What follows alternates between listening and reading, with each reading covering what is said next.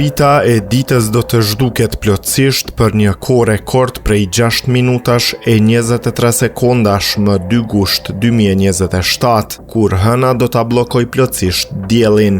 Ky do të jetë eklipsi më i gjatë total diellor i këtij shekulli, një fenomen që ndodh një herë në 100 vjet. Ky spektakël i rrallë astronomik do të jetë i dukshëm nga pjesë të Spanjës, Marokut, Algjerisë, Libis, Egjiptit dhe Arabisë Saudite.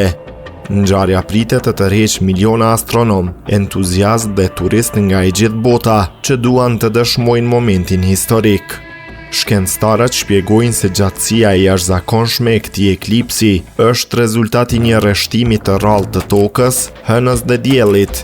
Sipas NASA-s dhe portalit Eclipsofil, eklipsi i gushtit 2027 do të zgjasë jashtëzakonisht shumë, sepse hëna do të jetë relativisht afër tokës në atë moment, duke e bërë atë të duket më e madhe në qiell. Në të njëjtën kohë, toka do të jetë pranë afelit të saj, pika në orbitën e saj ku është më larg nga dielli. Për shkak të kësaj distance, disku i diellit do të duket pak më i vogël se zakonisht. Astronomët vërejnë se ky rreshtim i trupave qiellor është jashtëzakonisht i rrallë. Rruga e eklipsit të plot do të fillojë mbi Oqeanin Atlantik, përpara se të kalojë mbi Evropën Jugore, Afrikën Veriore dhe pjesë të lindjes së mesme.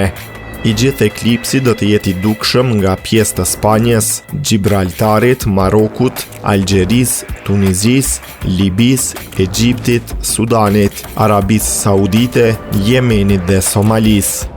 Llogaritjet astronomike tregojnë se pika e kozgjatjes maksimale të eklipsit do të jetë pikërisht mbi Egjipt, duke e bërë këtë vend një destinacion kryesor për vëzhguesit. Gjatë fazës së eklipsit të plot, dita do të shndrohet shkurtimisht në muzg. Temperaturat e ajrit do të bien ndjeshëm dhe planetet dhe yjet e ndritshëm do të bëhen të dukshëm në qiell.